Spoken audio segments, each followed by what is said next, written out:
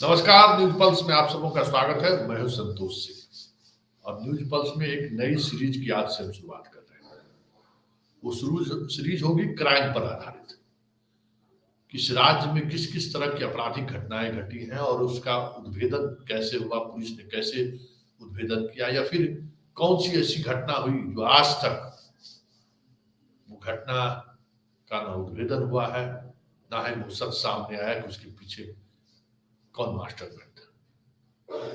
इस तरह की कई राजनीतिक हत्याएं भी प्रदेश में हुई है जिसका खुलासा अभी तक नहीं हो पाया। कई ऐसे मामले हैं जिसका खुलासा भी हो गया है। इसी कड़ी में आज हम शुरुआत करते हैं गांधी मैदान ब्लास्ट की। जी हाँ, नरेंद्र मोदी की सभा होनी थी। तारीख 13 अक्टूबर 2013, दिन रविवार। यही कोई सुबह के 9:30 बजे होंगे। पटना जंक्शन से खबर आई कि ब्लास्ट हुआ है। सारे मीडिया कर्मी भागे भागे पटना जंक्शन पहुंचे। तो पता चलता है कि शौचालय में बम लगाने के दौरान एक आतंकी उस बम का खुद शिकार हो गया। संयोग बस जहां उस आतंकी का इंट्रोगेशन चल रहा था, अचानक मैं भी वहां पहुंच गया और उसके बाद वो आतंकवादी जो मनु महाराज से कह रहा था, उस समय एसपी था, जो कह रहा था कि गांधी मैदान को बचा लो, सब लोग गांधी मैदान पहुंच गए। हजारों की भीड़, मोदी की सभा, और उसमें 5-5 आतंकी बम के साथ प्रवेश कर चुका है।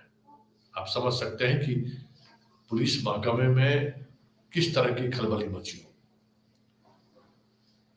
ये जानकारी ठीक उसी समय डीजीपी अभियानंद जी को दे दी गई। उस समय डीजीपी अभियानंद थे। ये तय था कि विस्फोट होगा। मोदी को एयरपोर्ट पर रोक लिया गया था कि राज्य सरकार अनुमति दे रही है कि नहीं। बिना राज्य सरकार की अनुमति के नहीं जाना है।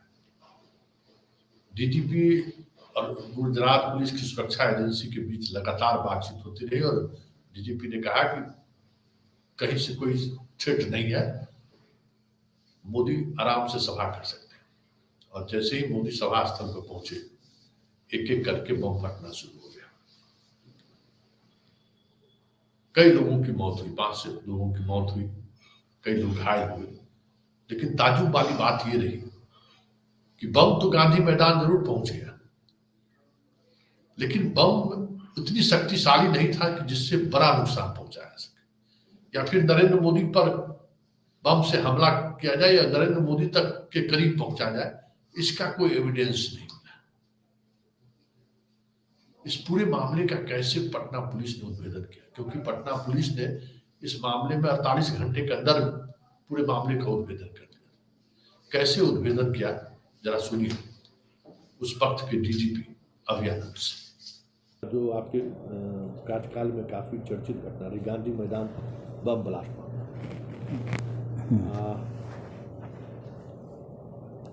वो क्षण जब खबर आ रही थी कि नरेंद्र मोदी एयरपोर्ट पर आज पहुंच गए हैं और गांधी मैदान में ब्लास्ट हो रहा है। शुरुआती दौर में तो लग रहा था जैसे पटाखे छूट रहे हैं, लेकिन आप तक वो सारी जानकारी जा रही थी कि हो क्या रहा है। वो क्षण कैसा था? वो उस समय आप निर्णय, क्योंकि प्रधानमंत्री के पूरी जो खुफिया एजेंसी थी वो कह रही थी कि प्रधानमंत्री गांधी मैदान जाएं या ना जाएं, वो भी डिसीजन आप पर ही ये था, निर्णय आपको लेना था। वो क्षण क्या आपके दिमाग में चल रहा था? अगेन संतोष जी, वो डिसीजन बहुत वस्तुनिष्ठ डिसीजन था। इमोशन में मैंने नहीं लिया था। मेरे माइंड में वो पूरा पिक्चर था कि वेन्यू कहाँ है, जो ब्लास्ट हो रहा है वो कहाँ पर हो रहा है, और उस ब्लास्ट से कितना डैमेज हो सकता है। ये सब मेरे पास डेटा था, जो हो रहा था यथार्थ के रूप में वो डेटा था। तो मैंने घबरा के डिसीजन नहीं लिया था। मैंने डिसीजन जो लिया वो बहुत ही ऑब्जेक्टिव था, वस्तुनिष्ठ डिसीजन था। जो कंक्लूजन मेरे माइंड में आ रहा था वो था कि बहुत बड़ा गांधी मैदान है, ब्लास्ट हो रहा है, उसमें लोग इंजर्ड हो रहे हैं, लेकिन ये इंजरी जो वीआईपी हैं वहाँ तक नहीं पहुँचने वाली है, क्योंकि उसका मुझे क्लियरली दिख रहा था कि एलिफेंस्टन के पास हुआ सबसे पहले, उसके बाद वो नज़दीक आ रहा था, बट आई न्यू कि ये अंदर तो नहीं आएगा, क्योंकि वो एकदम कॉर्डन था तरीके से।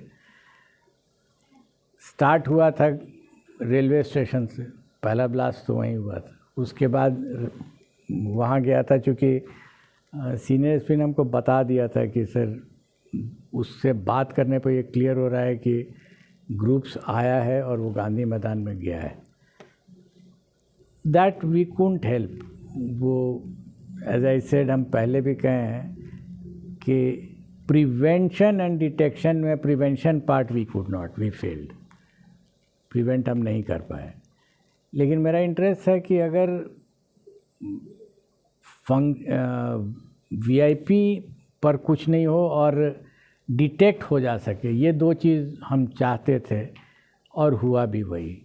डिटेक्शन हो गया, we were lucky in the sense कि जो इंटरोगेशन हमने किया तो उसके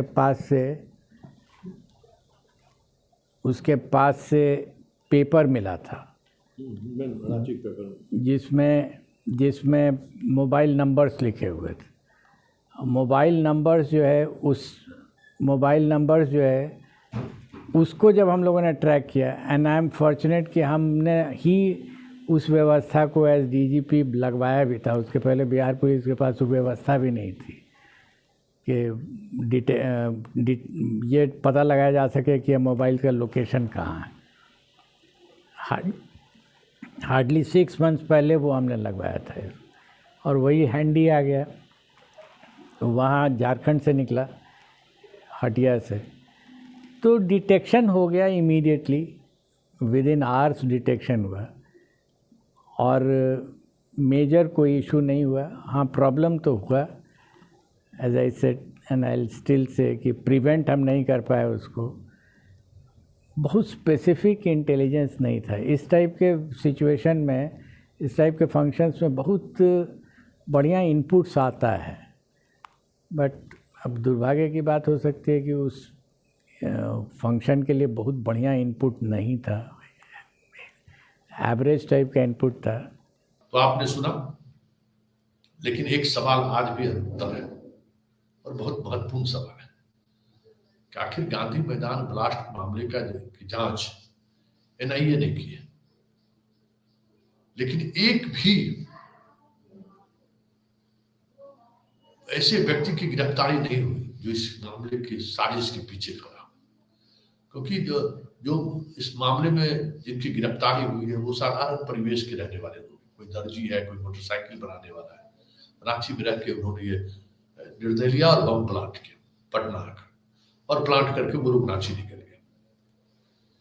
मोदी को लेकर उनके दिल में घृणा किस बात की थी, यह भी एनआईए के अनुसंधान में उस तरीके से चीजें सामने नहीं आई। और जब मोदी के सभा में मोदी जब निशाने पर है, तो इस तरीके की साधारण क्षमता वाले बम को लेकर जाने का क्या मतलब है? एक बड़ा सवाल है। हालांकि इस सवाल से जब मैंने अभियानंद से किया तो वो बचते नजर आए, लेकिन इन सवालों में ही छुपा है वो रहस्य, जिस रहस्य पर से पर्दा जिस दिन उठ गया, बहुत सारी चीजें बदल जाएगी। एक सवाल, इस पूरे प्रोसेस को अगर देखिए, बम ब्लास्ट, बोधगया ब्लास्ट देखिए, बाद के दिनों में इसी ब्लास्ट की वजह से उस ब्लास्ट का भी खुलासा हुआ। कई तरह की चीज़ें म्यांमार पर लोग नज़र डाल रहे थे, क्या क्या बातें हो रही थी, केंद्रीय एजेंसी लगी हुई थी जांच में। लेकिन आपको लगता नहीं है कि जिस तरीके से जिस तरह के विस्फोटक का इस्तेमाल किया गया, वो विस्फोटक ऐसा विस्फोटक नहीं था कि बहुत बड़ा नुकसान पहुंचाया जा सके।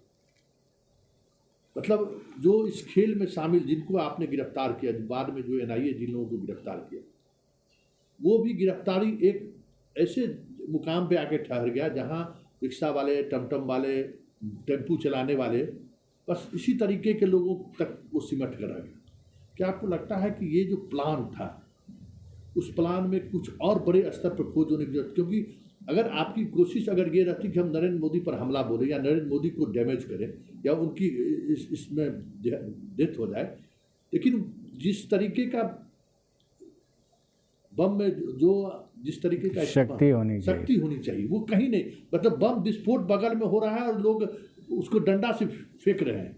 याद करिए गांधी मैदान में वही लोग मरे जिनके नीचे बम ब्लास्ट किया, एलिफेस्टन के नीचे में वो। हाँ, तो क्या आपको लगता है कि बस क्लियर कट सिर्फ एक मैसेज देना था, कोई बड़ा नुकसान ना हो? क्योंकि गांधी मैदान में जितने हजारों हजार लोग आए हुए थे, अगर उस तरीके का आरडीएक्स या बाकी चीज़ों का प्रयोग होता तो हजारों लोगों की मौत हो सकती थी। ये बात सही है कि अगर शक्तिशाली बॉम्ब इस्तेमाल होता आईडी तो बहुत डैमेज ज़्यादा होता, वो नहीं हुआ। बट ये इस पे हम कमेंट नहीं कर पाएंगे क्योंकि ये फर्दर इन्वेस्टिगेशन में क्या क्या बातें आई उससे हम लोगों को बहुत, मतलब हम लोगों को जानकारी भी नहीं मिलती थी उसकी। इनफैक्ट ट्रायल भी हम लोग मॉनिटर नहीं कर पा रहे थे, देख नहीं पा रहे थे क्या हो रहा है उसमें ट्रायल में। लेकिन इनिशियल जो 5-6 घंटे के अंदर में जो इन्वेस्टिगेशन हुआ है, जो फर्स्ट ऑन द स्पॉट वाला, वो अगर मिस कर गए रहते तो फिर इसको भी बोधगया टाइप में चांस फिर कम ही रहता है कि रिकवर उस है, वही चांस की बात थी। और हम लोग उसी 4-5 घंटे में जितना कर सकते थे कर लिए। उसके बाद तो एविडेंस को कलेक्ट और कोलेट करने की बात हो रही थी। अच्छा, एक पुलिस पदाधिकारी के रूप में आपको क्या लगता है कि ये एक संकेत देना था?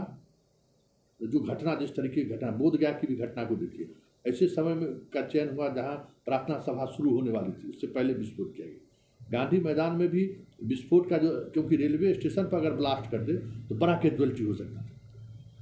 खुद जो शरीर में बम फिट किया था वो भी नहीं मरा।